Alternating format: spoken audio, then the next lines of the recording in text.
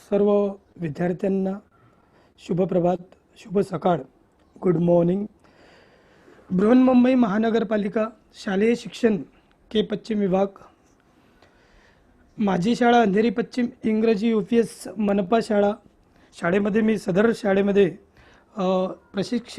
शिक्षक पदावरती कार्यरत आहे.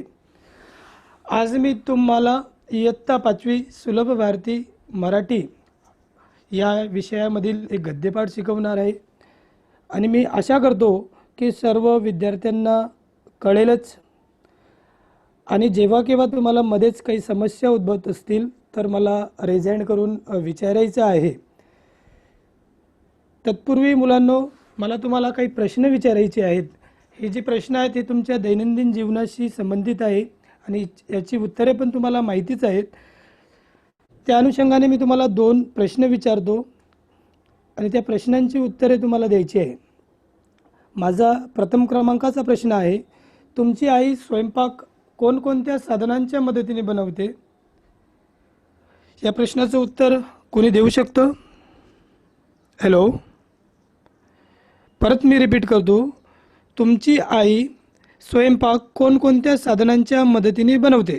म्हणजे जेव्हा तुमची आई किचन रूममध्ये स्वयंपाक बनवते किंवा अन्न शिजवते, ते अन्न शिजवण्यासाठी किंवा स्वयंपाक करण्यासाठी कोणकोणत्या साधनांची मदत तुमची आई घेते?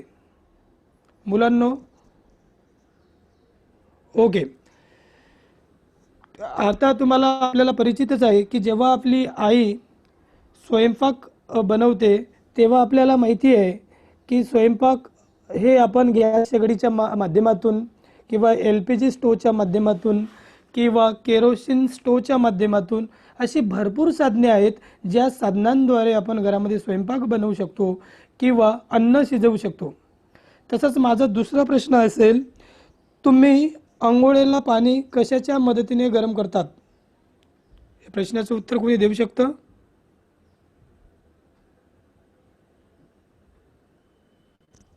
Yes.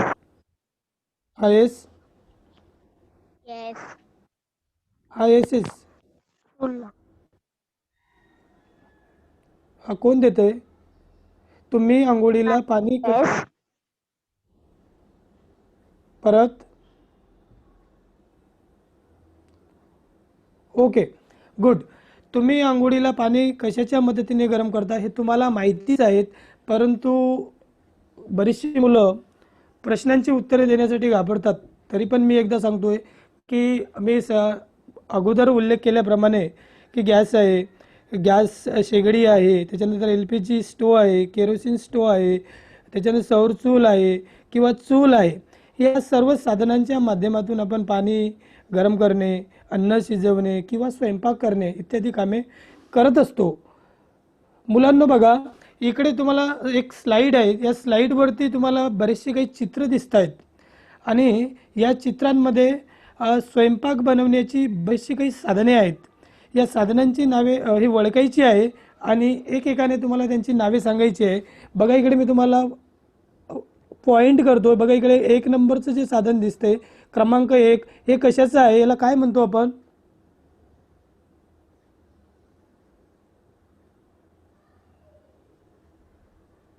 भावेश सर, आवाज येतो का? भावेश सर? यस. हां, मुलांनो बघा, इकडे 1 क्रमांकाचं चित्र दिसतंय, याला आपण काय म्हणतोय? बघा, मी पॉईंट करतो. इकडे पॉइंटर आहे बघा त्याच्यावरती ठेवलेलं, याला आपण LPG स्टोव म्हणत असतो. इकडे बघा, इकडे क्रमांक 2 वरती तुम्हाला एक चित्र दिसतंय, याला आपण केरोसिन स्टोव म्हणतोय.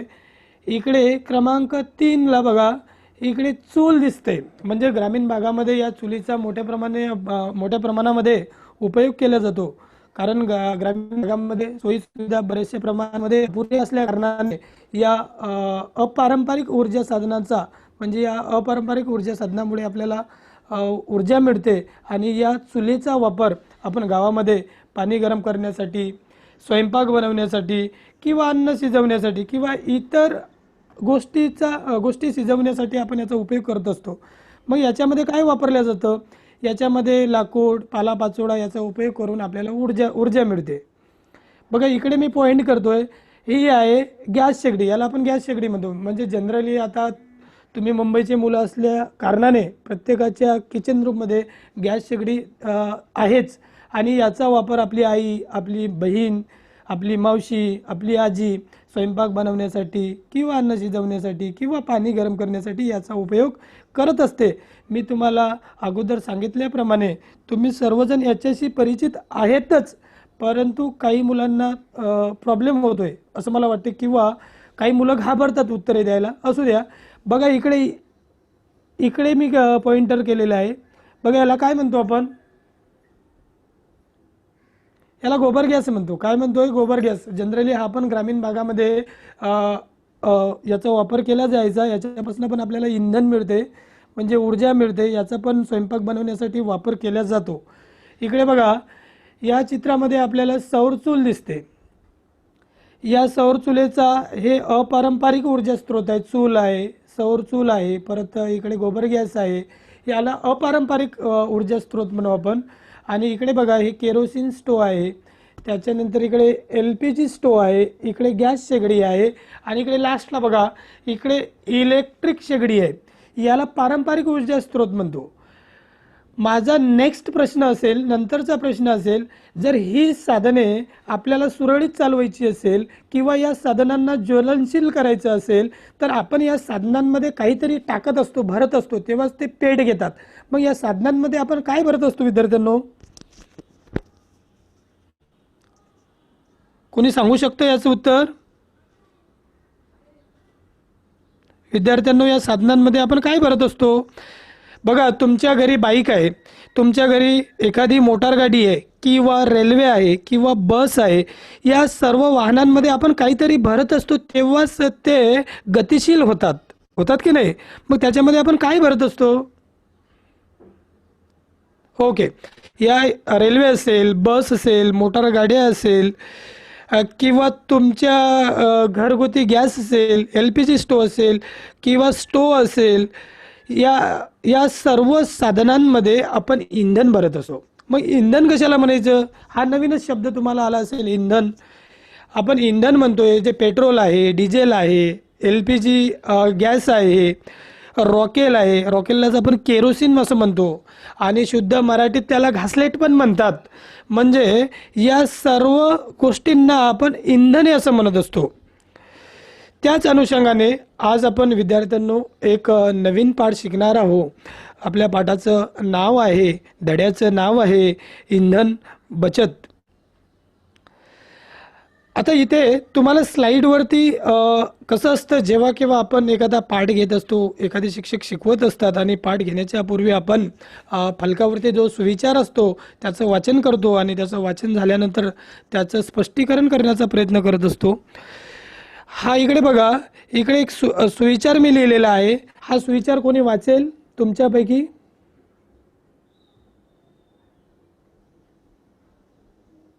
ओके.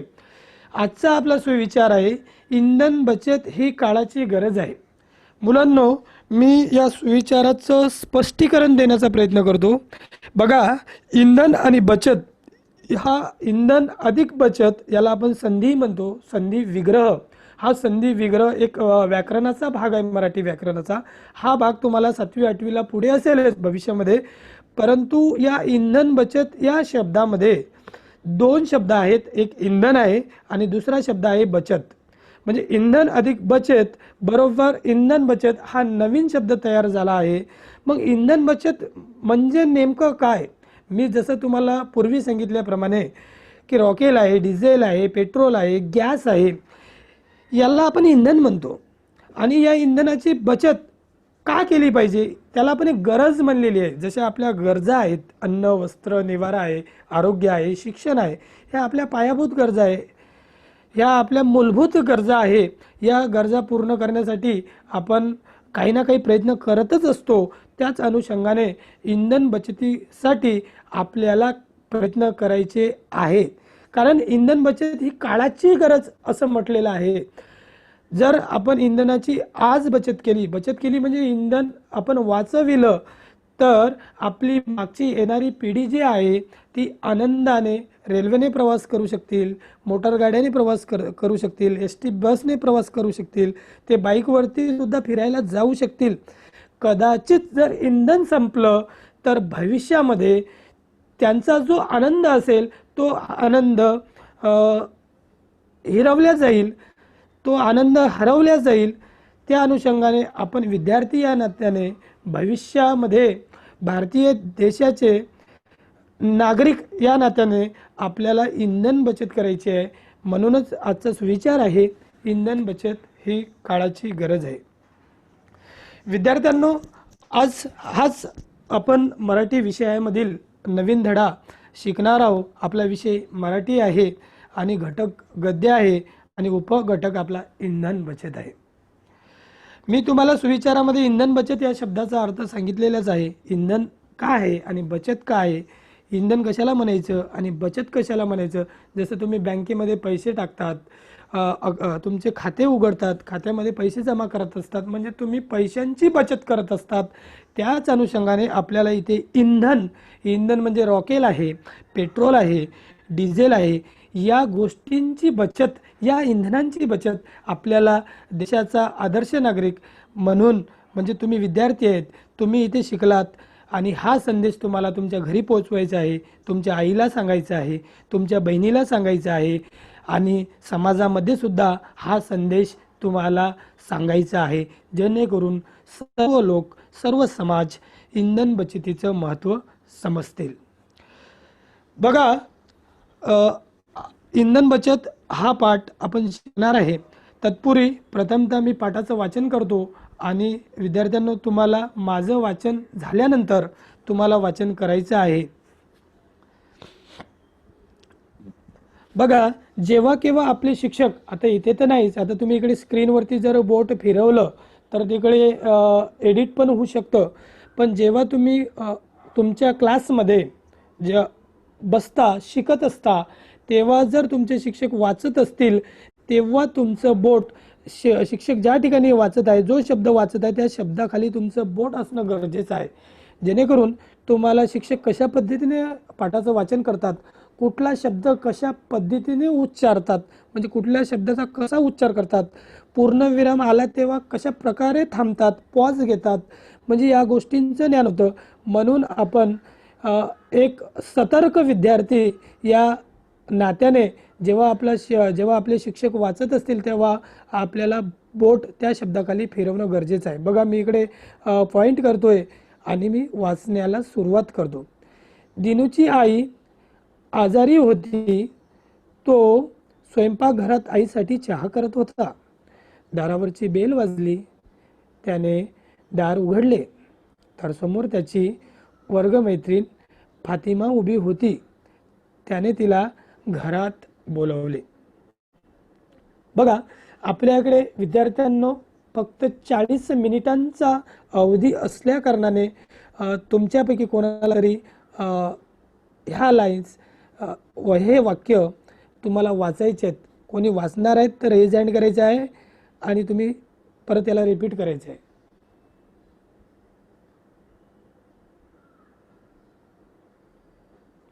ओके. आता मुलांनो, हा पाठ शिकण्यापूर्वी मी अगोदर पाठाचं वाचन केलेलं आहे, पण जेव्हा केव्हा आपण कुठलाही पाठ शिकत असतो किंवा कुठलीही कविता शिकत असतो, कवितेला आपण पद्य म्हणतो, पाठ आणि धडा एकच शब्द आहे, याला आपण गद्य असं म्हणतो, गद्य पाठ, आणि कवितेला पद्य म्हणतो.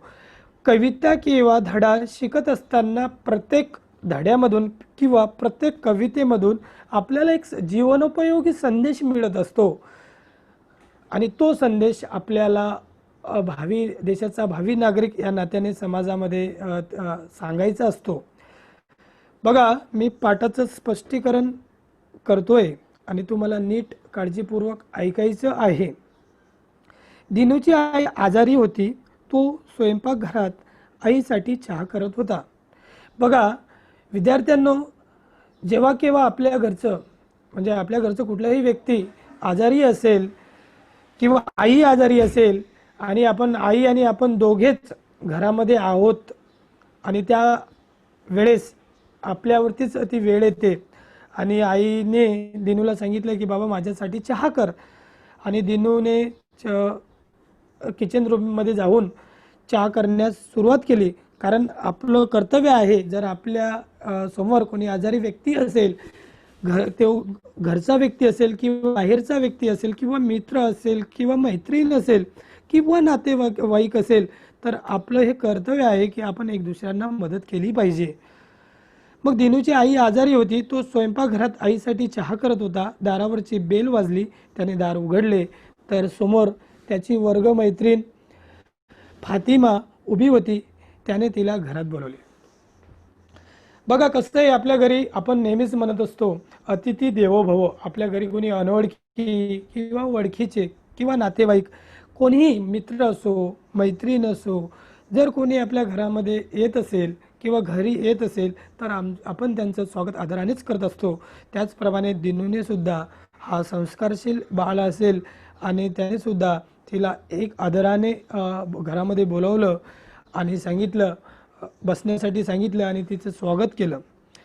पण अचानकपणे फातिमाचं लक्ष दिनू घरामध्ये काय करतोय, दिनू घरामध्ये काय करतोय याच्याकडे गेलं. आणि त्यामुळे ती न बसता तिने किचन रूममध्ये प्रवेश केला. बघा तुम्हाला इकडे पॉईंट करतोय, या चित्रामध्ये तुम्हाला हा दिनू आहे आणि ही फातिमा आहे. आणि इकडे बघा, या दिनूच्या मागे इकडे त्याची आई आजारी आहे आणि ती निद्रावस्थेत आहे, म्हणजे ती झोपलेली आहे. म्हणजे हा जो संवाद आहे, हे जे संभाषण आहे दिनू आणि फातिमा, आता यांच्यामध्ये कशा प्रकारचं संभाषण घडून आलं ते पुढे आपण बघणारच आहोत. परंतु संभाषण शिकण्याच्या अगोदर, संभाषण समजून घेण्याच्या अगोदर आपल्याला काही गोष्टी समजणं महत्त्वाचं आहे. म्हणजे संभाषण कशा प्रकारे केलं जातं, बघा या दोघांमध्ये संभाषण होते, ते काय बोलतायत आपण संभाषणामध्ये बघणारच आहोत. बघा इकडे दिनू, त्याच्या हातामध्ये सांडच दिसते आणि एक पातेलं शेगडीवरती ठेवलेलं दिसतं आणि हातवारे करून इकडे बघा ही जी फातिमा आहे त्याला काहीतरी समजावते, म्हणजे उपदेश करते. म्हणजे अर्थ असा होतो की दिनूचं काहीतरी चुकलेलं असेल असं या चित्रावरून आपल्याला स्पष्ट होतं. बघा त्याची आजारी आहे, मी सांगितल्याप्रमाणे इकडे मागे निद्रावस्थेत आहे. आजारी असताना आपण झोपलेला असतो, म्हणून तो आईसाठी चहा बनवत होता. म्हणून आपल्याला बघायचं आहे नेमका दिनू आणि फातिमा यांच्यामध्ये संवाद कशा प्रकारे झाला हे आपण बघणार आहे. एक ऑडिओ क्लिप मी तुम्हाला आहे, ती ऑडिओ क्लिप तुम्हाला ऐकायची आहे.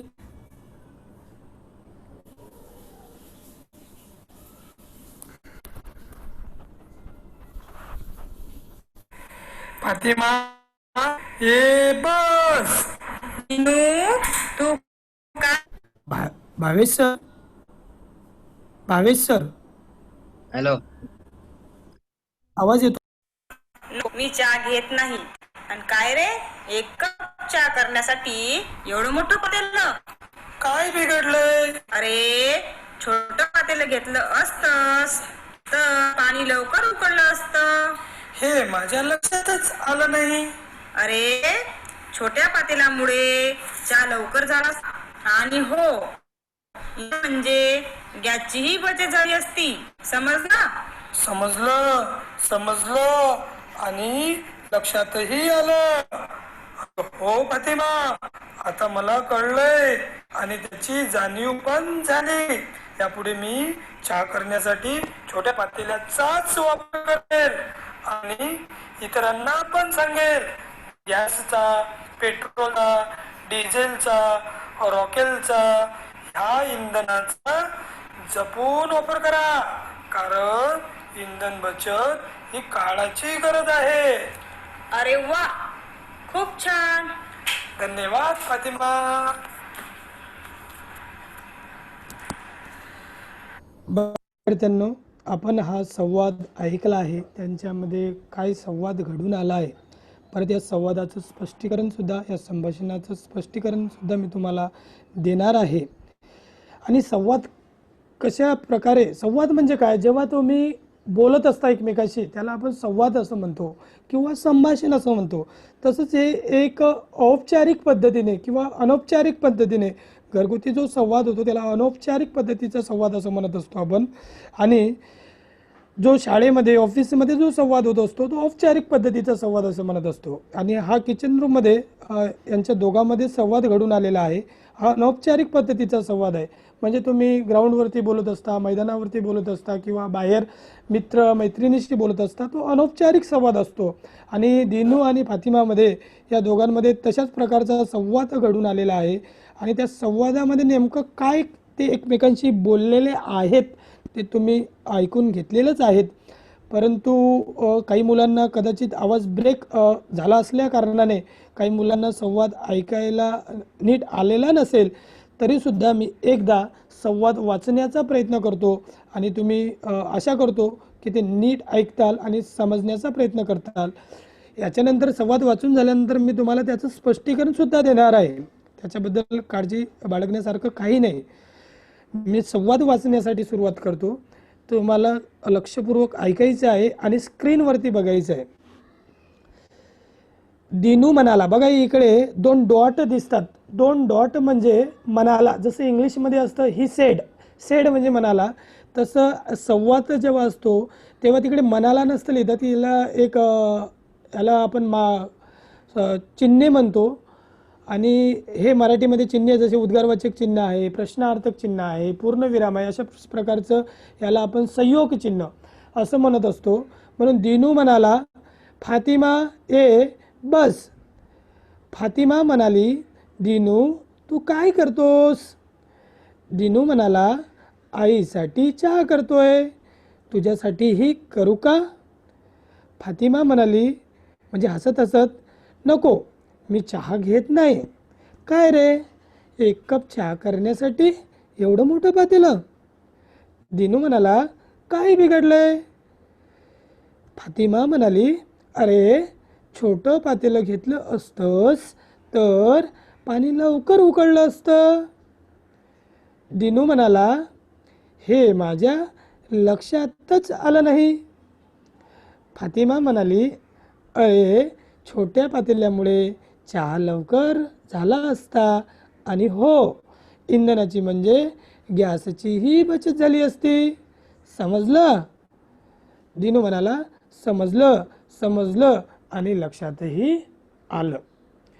आशा करतो तुम्ही व्यवस्थितपणे हा संवाद ऐकला असेल आणि या संवादाचं या संभाषणाचं स्पष्टीकरण देण्याचा मी प्रयत्न करत आहे. बघा, दिनू मला फातिमा आहे. मी सांगितल्याप्रमाणे आपल्या घरामध्ये कोणीही अनोळखी व्यक्ती, मित्र असो किंवा परिचित असो, घरामध्ये आल्यानंतर अतिथी देवोभवप्रमाणे आपण त्यांचं स्वागत करतच असतो. त्याचनुसार दिनूने सुद्धा फातिमाला घरामध्ये येण्यास परवानगी दिली. फातिमा म्हणाली, दिनू तू काय करतोस? कारण आपण जेव्हा कोणाच्या घरी जात असतो आणि तो व्यक्ती जर काही करत असेल तर साहजिकपणे आपण त्याला प्रश्न करतोच, अरे काय करतोस? त्याचप्रमाणे फातिमाने सुद्धा दिनूला प्रश्न केला, अरे दिनू तू काय करतोस? मग दिनू म्हणाला, नाही, आईसाठी चहा करतोय. म्हणजे कसं आहे, जेव्हा कोणी आपल्याला प्रश्न विचारते आणि आपण आपल्या घरामध्ये नाश्ता वगैरे करत असेल किंवा जेवण करत असेल किंवा जेवण बनवत असेल किंवा चहा बनवत असेल, जसं दिनू करतोय त्याप्रमाणे, तर साहजिकच आहे आपण त्याला विचारणार, आईसाठी करतोय, तुझ्यासाठी पण करू का? फातिमा म्हणाली, हसत हसत म्हणाली, नको नको, मी चहा घेत नाही. आणि तिने उत्तर दिलं, कारण तिला चहा घेण्याची सवय नसल्या कारणाने ती चहा घेत नाही. आणि तिला लगेच जाणवलं की दिनूने, बघा इकडे ही जी शेगडी आहे, या शेगडीवरती त्याने एवढं मोठं पातेलं ठेवलेलं दिसतंय तुम्हाला. आणि ती काय बोलते त्याला, बघा, काय रे, 1 कप चहा करण्यासाठी एवढं मोठं पातेलं? बघा इकडे बघा, जर तुम्हाला घरामध्ये मुली जास्त परिचित असतील, मुलींना स्वयंपाकाचं बरंचसं ज्ञान असतं आणि मुलांना स्वयंपाकाचं किंवा किचन रूममधलं ज्ञान नसतं, त्या कारणाने दिनू स्वयंपाकामध्ये अज्ञानी असल्या कारणाने त्याने या शेगडीवरती एवढं मोठं पातेलं ठेवलं आहे. म्हणजे अशा पातेल्यामध्ये आपण भात वगैरे शिजवत असतो किंवा भाजी वगैरे बनवत असतो, आहे की नाही? मग फातिमाला आश्चर्य वाटलं, अरे 1 कप, फक्त 1 कप चहा करायचा होता आईसाठी. आणि इकडे त्याची आई पण मी तुम्हाला सांगितलं इकडे चित्रामध्ये निद्रावस्थेत आहे, झोपलेल्या अवस्थेत आहे. आणि फातिमाला आश्चर्य वाटलं की 1 कप चहा करण्यासाठी तुला एवढं मोठं पातेलं लागतंय. आणि तिला आश्चर्य वाटलं. बघा ती म्हणते, काय रे 1 कप चहा करण्यासाठी एवढं मोठं पातेलं? म्हणजे तिला त्याला प्रश्न विचारते, कारण तो अज्ञानी आहे, त्याला माहितीच नाही की 1 कप चहा शिजवण्यासाठी 1 कप चहा बनवण्यासाठी केवढं पातेलं घेतलं पाहिजे, छोटं घेतलं पाहिजे की मोठं घेतलं पाहिजे. तो अज्ञानी होता. म्हणून दिनू म्हणतो तिला, काय बिघडलंय? म्हणजे छोट्या पातेल्यामध्ये सुद्धा चहा गरम होतो, उकडतो, आणि मोठ्या पातेल्यामध्ये सुद्धा चहा गरम होतो असं त्याला वाटलंय. म्हणजे छोटं घेतलं तरी काही बिघडत नाही, किंवा मोठ्या पातेल्यामध्ये सुद्धा चहा गरम केल्याने काही बिघडत नाही, कारण तो अज्ञानी आहे, त्याला माहितीच नाही की मोठ्या पातेल्यामुळे काय होणार किंवा छोट्या पातेल्यामुळे काय होणार. मग फातिमा त्याला बोलते, कारण फातिमा म्हणाली, फातिमाला त्या गोष्टीचं ज्ञान असतं, कारण मुलींना स्वयंपाकघरामधलं बरंचसं ज्ञान असतं, त्या स्वयंपाकघराशी परिचित असतात. स्वयंपाक कशामध्ये केला पाहिजे, कुठल्या पातेल्यामध्ये काय शिजवला पाहिजे, कुठल्या भांड्यामध्ये काय बनवलं पाहिजे, या गोष्टीशी त्या परिचित असतात. त्याच अनुषंगाने फातिमा म्हणाली, अरे छोटं पातेलं घेतलं असतंस तर पाणी लवकर उकळलं असतं. अगदी बरोबर, कारण छोट्या पातेल्यामध्ये गॅसची बचत पण झाली असती, म्हणजे लवकर उष्णता मिळाल्याने पाणी लवकर तापलं असतं, उकळलं असतं, आणि परिणामतः चहा लवकर शिजला असता. आणि हे याविषयी दिनूला ज्ञानच नव्हतं. म्हणून फातिमा सांगते, अरे छोटं पातेलं घेतलं असतंस तर पाणी लवकर उकळलं असतं. दिनू म्हणतो, हे माझ्या लक्षातच आलं नाही, कारण मला माहितीच नव्हतं. त्याला माहिती नसल्यामुळे, जर आपल्याला एखादी गोष्ट माहिती नसेल, आता बरीचशी मुलं इकडे जॉईन नसेल झाली, म्हणजे आज मीटिंगला इयत्ता 5वीची, कारण काही मुलांना माहितीच नसतं, काही मुलांचं लक्षच नसतं, माहिती असतं पण लक्षच नसतं. असं पण होऊ शकतं, दिनूला माहिती आहे पण लक्ष नसेल. म्हणून दिनू बोलतो की हे माझ्या लक्षातच आलं नाही. मग फातिमा त्याला सांगते, त्याला उपदेश करते, त्याला समजावून सांगते की चहा शिजवण्यासाठी नेमकं काय, कुठलं पातेलं वापरलं पाहिजे, छोटं वापरलं पाहिजे की मोठं वापरलं पाहिजे. म्हणून फातिमा त्याला सांगते, अरे छोट्या पातेल्यामुळे चहा लवकर झाला असता, आणि हो, इंधनाची म्हणजे गॅसची बचत झाली असती. समजलं? म्हणजे बघा, जेव्हा एखादा व्यक्ती, उदाहरण सांगायचं तात्पर्य असं या पाठामधून, संवाद छोटासा आहे, परंतु या छोट्याशा संवादामधून, या छोट्याशा संभाषणामधून खूप मोठा संदेश आपल्याला मिळत आहे.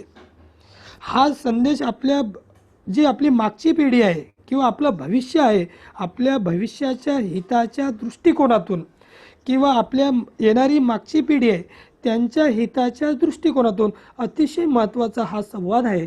कारण मी अगोदरच आपल्या सुविचारामध्ये सांगितल्याप्रमाणे इंधन आणि बचत 2 शब्द आणि 1 शब्द तयार झालेला आहे. इंधन बचत ही काळाची गरज आहे. म्हणून बघा, हा अगदी छोटासा संवाद आहे, म्हणजे इयत्तानुरूप संवाद असतो. 5वीच्या विद्यार्थ्यांच्या आकलन क्षमतेनुसार हा संवाद आहे. आणि मी सांगितल्याप्रमाणे प्रत्येकच पाठामध्ये किंवा संवादामध्ये किंवा आत्मचरित्रामध्ये किंवा एखादं चरित्र असेल किंवा एखादी कविता असेल किंवा एखादी गोष्ट असेल, या सर्वांमधून आपल्याला एक जीवनोपयोगी संदेश मिळत असतो.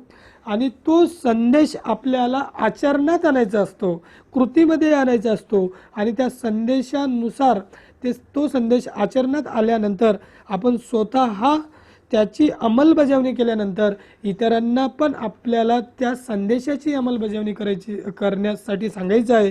म्हणजे एकंदरीत आपल्याला समाज प्रबोधन करायचं आहे.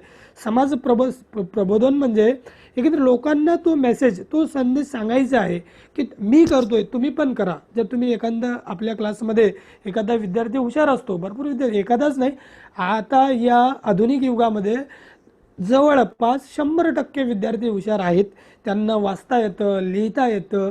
पण काही मुलं अशी असतात, ते उत्तरे देत नाहीत, येत असतं त्यांना, घाबरतात.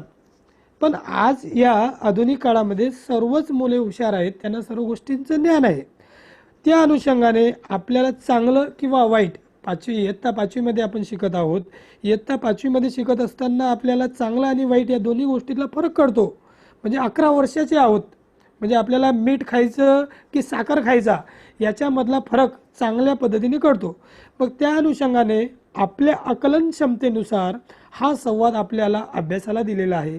म्हणजे अभ्यासाला देण्याचा शासनाचा उद्देश एवढाच आहे की तुम्ही केवळ अभ्यास करून किंवा प्रश्नांची उत्तरे पाठ करून तुम्ही पेपरमध्ये प्रश्नांची उत्तर लिहा, चांगले मार्क्स मिळवा, हा नसून हा जो कुठला संदेश तुम्हाला पाठामधून मिळत असेल किंवा कवितेमधून मिळत असेल किंवा ह्या संवादामधून मिळत असेल तो तुम्हाला आचरणामध्ये आणायचा आहे, तुमच्या वर्तणुकीमध्ये आणायचा आहे, तुमच्या वागण्यामध्ये आणायचा आहे, तुमच्या बोलण्यामध्ये आणायचा आहे. हा संदेश तुम्हाला समाजामध्ये सांगायचा आहे.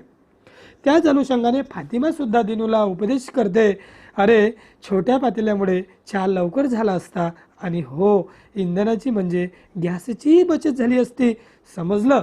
मग दिनूला खरंच पश्चाताप होतो. जो समजदार विद्यार्थी असतो, सुसंस्कृत असतो, ज्याला घरून चांगलं वळण असतं, तो लगेच आपली चूक मान्य करतो. हो फातिमा, समजलंय, मला माहितीच नव्हतं कारण मी अज्ञानी होतो. बरं झालंय तू माझे डोळे उघडून दिले. आणि हा फातिमा, आता याच्या पुढे मी हा संदेश लोकांना पण सांगणार, समाजामध्ये पण सांगणार, घरी पण सांगणार, इतरांना पण सांगणार.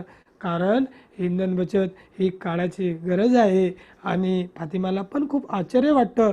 खरंच दिनूने माझं जे काही सांगणे आहे ते ऐकलंय आणि स्वतःची चूक पण मान्य केली आणि मी सुधारणार, या गोष्टीवरती काटेकोरपणे लक्ष ठेवणार. या गोष्टीची त्याला जाण झाली आणि तिला पण खूप छान वाटलंय. खरंच दिनू आज्ञाधारी विद्यार्थी आहे. आज्ञाधारी म्हणजे विद्यार्थ्यांनो बघा, आपण आपल्या घरामध्ये जर आई वडिलांच्या आज्ञेचं पालन करत असेल त्याला आज्ञार्थी असं म्हणतो. म्हणजे आज्ञार्थी वाक्य पण नाही, वाक्याच्या प्रकारामध्ये आज्ञार्थी वाक्य एक मराठी व्याकरणामध्ये एक भाग आहे. म्हणजे तुम्ही जर तुमच्या आई वडिलांचं किंवा मोठ्यांचं आज्ञा पाळत असेल आणि त्यानुसार वर्तन करत असेल किंवा त्यांच्या आज्ञा पाळून काम करत असतील त्याला आज्ञाधारी विद्यार्थी आपण असं म्हणतो. आणि दिनू पण त्याच प्रकारातलं एक आज्ञाधारी, वेल डिसिप्लिन, चांगला, सुसंस्कृत, समजदार, हुशार असा हा दिनू होता. आणि त्याला फातिमाचं महत्त्व चांगल्या तऱ्हेने समजलं. म्हणून तो म्हणतो, अगं हा फातिमा, समजलंय आणि लक्षातही आलंय. आणि दिनूने चहा कपात वतला आणि आईला नेऊन दिला. म्हणजे कसं असतं विद्यार्थ्यांनो, मी तुम्हाला सांगितल्याप्रमाणे कुठलाही पाठ किंवा कुठलाही संवाद मी वारंवार रिपीट का करतोय, मुद्दा हा आहे म्हणजे एवढा मोठा संवाद आहे, फक्त एका शब्दासाठी हा संवाद घडून आलेला आहे. बघा, संवादामध्ये 10-12 वाक्य आहेत. दिनू म्हणजे आणि त्याच्या अगोदर पण सुरुवात आहे, बरं चित्रे पण आहेत, पण या संवादामध्ये एका शब्दाला जास्त महत्त्व आहे. म्हणजे त्या एका शब्दासाठी, म्हणजे तो एक शब्द आहे फक्त इंधन बचत, म्हणजे या एका शब्दासाठी हा संवाद घडून आलेला आहे. आणि त्या एका शब्दाचं, म्हणजे ते एक शब्द नव्हे तर त्या एका शब्दामुळे आपला देश वाचणार, आपल्या देशाची प्रगती होणार, आपली प्रगती होणार, समाजाची प्रगती होणार, आपल्या राज्याची प्रगती होणार, परिणामतः आपली सर्वांची प्रगती होणार. आणि तो शब्द आहे इंधन बचत.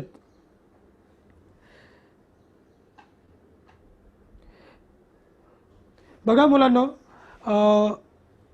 मी आशा करतो की तुम्हाला हा संवाद समजला असेल. जर का तुम्हाला समजला नसेल, कुठे अडचण असेल किंवा कुठे समस्या उद्भवत असतील तर तुम्ही मला तुमच्या मोर ऑप्शनमध्ये जाऊन त्याच्यावरती क्लिक करून रेज हँड करू शकता आणि मी तुमच्या प्रश्नाचे उत्तरे देऊ शकतो. कोणाला काही प्रॉब्लेम, काही अडचण, काही समस्या?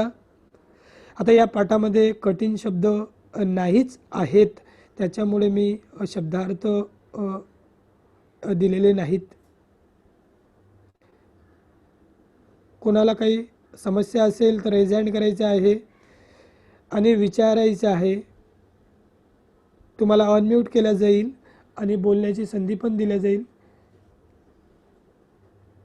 ओके, बघा मी सांगितल्याप्रमाणे मी परत आशा करतो की तुम्हाला हा संवाद, हा पाठ, हा धडा चांगल्या प्रकारे समजला असेल. इकडे बघा, काही प्रश्न आहेत. एका वाक्यात उत्तरे लिहा. बघा इकडे 3 प्रश्न मी विचारतोय आणि जर तुम्हाला हा पाठ समजला असेल तर तुम्ही निश्चितच या प्रश्नांची उत्तरे देणार आहात. इकडे पहिला प्रश्न असेल, हा संवाद कुठे झाला?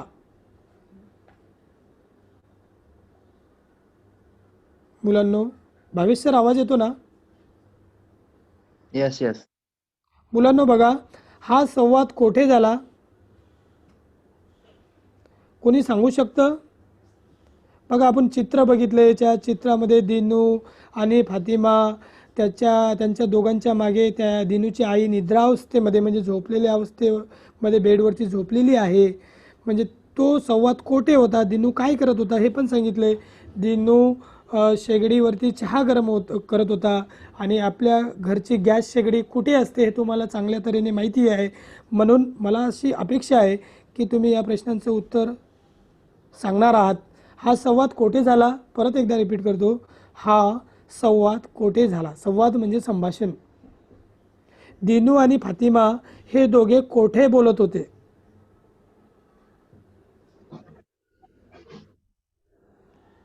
Yes sir, yes, okay. हा संवाद बघा दिनू आणि फातिमा हॅलो भावेश सर, कोणतरी बोलतात.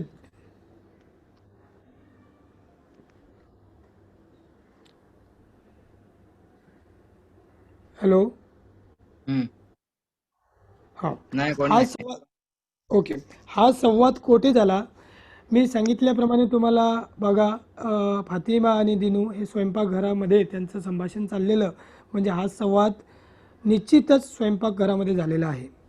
जर हा प्रश्न तुम्हाला तुमच्या एक्झाममध्ये किंवा कोणी विचारला तर तुम्हाला या प्रश्नाचं उत्तर सांगायचं आहे. हा संवाद कोठे झाला? तर हा संवाद स्वयंपाकघरामध्ये झालेला आहे. संवादात किती पात्रे आहेत? कोणी सांगू शकते या प्रश्नाचं उत्तर? बघा इकडे, संवादात किती पात्रे आहेत? पात्रे म्हणजे बोलणारे पात्रे, जे लोक संभाषण करत होते त्यांना आपण पात्रे म्हणतो, व्यक्ती म्हणतो. संवादात किती पात्रे आहेत? सांगू शकतं? ओके. संवादामध्ये बघा दिनू आणि फातिमा यांच्या दोघांमध्येच संवाद हा झालेला आहे आणि दिनू आणि फातिमा, दिनूच्या मागे त्याची आई निद्रावस्थेत झोपलेल्या अवस्थेत आहे. म्हणून हा संवाद दिनू आणि फातिमा यांच्यामध्ये झालेला आहे. म्हणून तुम्हाला जर हा प्रश्न परत तुमच्या पेपरमध्ये आला, संवादात किती पात्रे आहेत, तर संवादामध्ये 2 पात्रे आहेत असं त्याचं उत्तर असेल. परत माझा लास्ट प्रश्न असेल, शेवटचा प्रश्न असेल, दिनूला कशाचे महत्त्व पटले? विद्यार्थ्यांनो, आवाज येतोय माझा? कोणी सांगू शकतं? विद्यार्थ्यांनो, दिनूला कशाचे, अतिशय महत्त्वाचा प्रश्न आहे. तुमच्या पेपरमध्ये, तुमच्या एक्झाममध्ये हा प्रश्न विचारला जाऊ शकतो. दिनूला कशाचे महत्त्व पटले?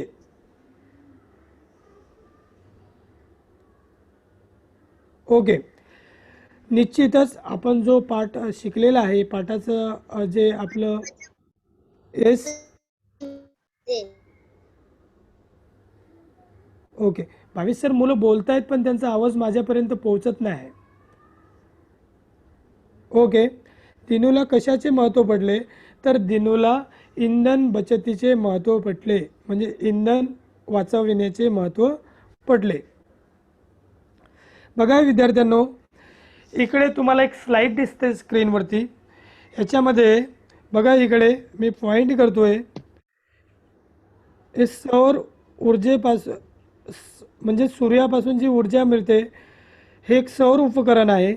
याच्यापासून आपल्याला इंधन मिळते. याला आपण, मी सांगितल्याप्रमाणे, अपारंपरिक ऊर्जा स्रोत म्हणतो. इकडे बघा, इकडे हे केरोसिन स्टोव आहे. काय म्हणतो याला आपण? मी सांगितले बघा, अगोदरच आपण याच्यावरती चर्चा केली आहे. याला काय म्हणतो? Kerosene stove. Very good. याला काय म्हणतो आपण? हॅलो, सौर ऊर्जेचा सौर ऊर्जेवरती चालणारं उपकरण. ओके, याला काय म्हणतो बघा इकडे. काय दिसतं तुम्हाला? एक एक एक पुरुष आणि एक स्त्री दोघे सायकल राईड करतायत, बरोबर आहे, चालवतात. इकडे बघा, इकडे वाहने दिसतात. बघा आता, आपल्याला जर इंधन बचत करायची असेल, म्हणजे इंधन वाचवायचं असेल, तर आपण कोणकोणत्या माध्यमामधून, कोणकोणत्या साधनाच्या मदतीने आपण इंधन वाचवू शकतो, म्हणजे इंधन बचतीचे उपाय सुचवा, असा जर तुम्हाला प्रश्न आला तर तुम्ही सांगू शकता. जर सौर ऊर्जा, बघा इकडे, सौर ऊर्जेचा वापर करा. म्हणजे जर आपण सौर ऊर्जेचा वापर केला तर आपण इंधन बचत करू शकतो, म्हणजे इंधन वाचवू शकतो. त्यानंतर जेव्हा आपल्या घरामध्ये आपण पाणी तापवतो किंवा स्वयंपाक करतो, जर त्या भांड्यांवरती किंवा त्या पातेल्यांवरती आपण जर झाकण ठेवलं तर गॅसची बचत होईल किंवा इंधनाची बचत होईल. या माध्यमातून सुद्धा आपण इंधन वाचवू शकतो. त्यानंतर बघा इकडे, ह्या एक पुरुष आहे आणि ही स्त्री आहे. हे दोघे सायकलवरून प्रवास करताना तुम्हाला दिसत आहेत. म्हणजे उद्देश असा आहे, जर तुम्ही डिस्टन्स अंतर छोटंसं असेल, जर तिथे तुम्ही पायी पण जाऊ शकता. हा एक पर्याय आहे, पायी पायी गेला तरी चालेल, तरी पण इंधन बचत होईल. दुसरा पर्याय असा आहे, बाईक ऐवजी तुम्ही सायकलने सुद्धा प्रवास करून इंधन वाचवू शकता. हा एक पर्याय आहे. नंतर बघा इकडे तुम्हाला रेल्वे आहे, बस दिसते, आहेत ना, वेगवेगळ्या प्रकारचे वाहने आहेत. जर तुम्ही रेल्वेने किंवा बसने प्रवास केला तरीही इंधन बचत होऊ शकते. कसं होणार? जर तुमच्या घरी बाईक आहे आणि तुम्हाला खूप 200 आणि 300 किलोमीटरचं अंतर जायचं आहे, प्रवास करायचा आहे, जर तुम्ही एकट्याने बाईकने प्रवास केला तर इंधन जास्त वापरल्या जाईल, इंधन वेस्ट होईल, वाया जाईल. जर का तुम्ही ट्रेनने, बसने किंवा शासकीय वाहनाने जर प्रवास केला तर इंधनाची जी बचत आहे ते मोठ्या प्रमाणामध्ये होईल. म्हणजे इकडे जेवढे पिक्चर दिसतात, या पिक्चरांमधून, या चित्रांमधून आपल्याला एकच संदेश घ्यायचा आहे. जर सौर ऊर्जेवरती चालणारे उपकरणे आहेत, म्हणजे याला अपारंपरिक ऊर्जा स्रोत म्हणतो आपण. बघा इकडे सौर ऊर्जेवर चालणारे सौर चूल आहे, सौर चूल आहे. बघा इकडे पण एक उपकरण दिसतं, याच्या माध्यमातून आपण पाणी गरम करू शकतो. अशा उपकरणाचा जर वापर केला तर इंधन बचत मोठ्या प्रमाणावरती होईल. त्याच्यानंतर जर खाजगी वाहनाऐवजी जर आपण शासकीय वाहनांचा, बघा रेल्वे शासकीय आहे, बस ही शासकीय आहे, म्हणजे सरकारी म्हणतो आपण त्याला, म्हणजे शासकीय वाहने आहेत, जर यांचा प्रवास केला तरी इंधन बचत होईल. बघा विद्यार्थ्यांनो, इकडे एक स्लाईड दिसते. खालील साधने ओळखा व यापैकी कोणते साधन वापरल्यामुळे सर्वात जास्त इंधन बचत होते. आता तुम्हाला उत्तर द्यायचं आहे, तुम्ही निश्चितच उत्तर देणार अशी आशा करतो. बघा, हे LPG स्टोव आहे, त्याच्यानंतर हा केरोसिन स्टोव आहे, ही चूल आहे. चूल तुम्हाला माहिती आहे, ग्रामीण भागामध्ये चुलीचा स्वयंपाक बनवण्यासाठी उपयोग होतो. आणि ही गॅस शेगडी आहे. म्हणजे या 4 साधनांपैकी कोणते साधन वापरल्यामुळे सर्वात कोणतं साधन वापरल्यामुळे इंधन बचत होते? हॅलो, हा मुलांना आवाज येतो का? हा, बरोबर आहे. LPG स्टोव आहे, केरोसिन स्टोव आहे, चूल आहे, गॅस शेगडी आहे. पण याच्यापैकी कोणते साधन वापरल्यामुळे सर्वात जास्त इंधन बचत होते? हा मुलांना उत्तर द्यायचं आहे. तर तुम्हाला कळलं असेल तर उत्तर द्यायचं आहे. हा, निश्चितच. बघा, जर आपण चुलेचा, हा बायोगॅस आहे, चूल आहे, सौर चूल आहे. फक्त इकडे चुलेचं आपल्याला एक चित्र दिसतंय. पण या चुलेप्रमाणे, ही जी चूल आहे, या चुलेप्रमाणे जर आपण बायोगॅसचा किंवा सौर चुलेचा वापर केला तर सर्वात जास्त इंधन बचत होईल. मुलांनो, मी आशा करतो की तुम्हाला हा इंधन बचत किंवा इंधन बचतीचे महत्त्व चांगल्याप्रमाणे समजले असेल, हा पाठ चांगला समजला असेल. म्हणून त्या अनुषंगाने या पाठाशी संबंधित मी तुम्हाला एक निबंध देऊ इच्छितो. तो निबंध तुम्हाला घरी लिहायचा आहे. म्हणजे हे तुमचं गृहकार्य असेल, त्याला होमवर्क असं म्हणतो. आपलं गृहकार्य आहे, इंधन बचत या विषयावर 10 ते 12 ओळींमध्ये निबंध तुम्हाला लिहायचा आहे. परत एकदा वाचतोय, इंधन बचत ह्या विषयावर 10 ते 12 ओळींमध्ये तुम्हाला निबंध लिहायचा आहे.